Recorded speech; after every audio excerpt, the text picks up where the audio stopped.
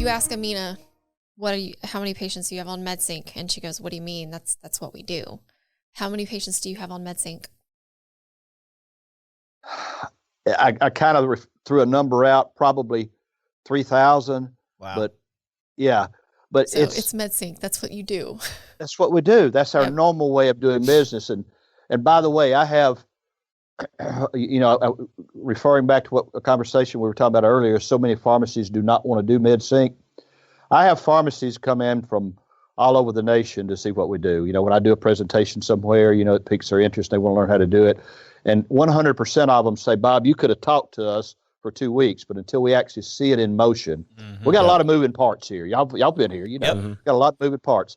The store owners that come in here, they said we could have never envisioned exactly how it worked till we see what you do. Not that I have a perfect program, but it's a great start for someone who's not doing anything, and it's an eye-opener as well. So many of them have left and gone back and been extremely successful because of what they learned here. And by the way, I've got a more organized, because the demand was there before COVID, and I anticipate it coming back, a more organized process of training these patients. So are these store owners. Is that something you charge for, or is that we're going to start charging a little bit for it because it's tying my staff up for most of the time. I think it's valid. Day. I mean, I think it's huge. I think, when you're kind of a leader at something, and Joe Moose is the same play, there's always people in his store trying to figure out how they do stuff. And I think it is reasonable to be compensated for that time. Yeah, just no different than you're teaching and speaking at NCPA and that. I mean, that's your time too. But what would you say is your first, someone who wants to get started in MedSync, what's the first thing that they should do? What's your words of wisdom? Well, the first thing I need that I always tell them is don't feel intimidated, because they just feel so overwhelmed on the beginning. And I actually was working with a peer of mine that went to PDS's sync training, which my opinion is a little different on that. But anyway, he went to that and came back, and he says, I'm going to put, so I've got a list. We're going to put 130 patients on it this first week. And I said, that's the worst thing you can do. You want to start with 2 or 3 patients your first week and get comfortable with it. And so I tell them to gradually work into it. Then as they get comfortable, they can grow more and more patients. And what happens, and I learned this from experiences, what happens, store owners will go back to their store and start a sync program.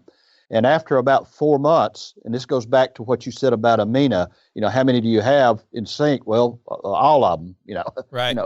I can add them up, but it's all of them. They should be in a sync program.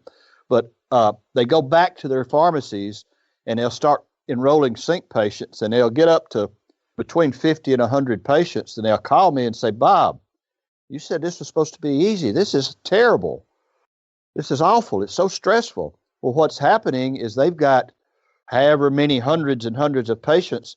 They're still doing it the same way. And then when these sync patients come up, it's a different way of doing it. And it's troublesome. So they've got to continue to move that needle to where, as Amina and I say, to where it's their normal way of doing business. Then the few patients that aren't in the sync, they're the odd guys. So you got to work through that. Back to what you asked me, Marsha, is they've got to be patient. They got to work through that. They're going to have some speed bumps, but they got to work through it. Yeah, you hear pharmacy. Oh, we tried that a couple of times. It didn't work. Yep. Yeah, we always tell them, till you get above 40% or so of your scripts, you're not going to see the light. And having a bottle of scotch at night doesn't hurt either. Yeah, that doesn't hurt at all. That you have to have some really good senior techs that champion the program, right? We see a lot of pharmacy owners with oh yeah, we do MedSync, and they're the only one who cares about it or drives it. It doesn't work. No, and that's great point. We learned the hard way. We would have one person in charge of it.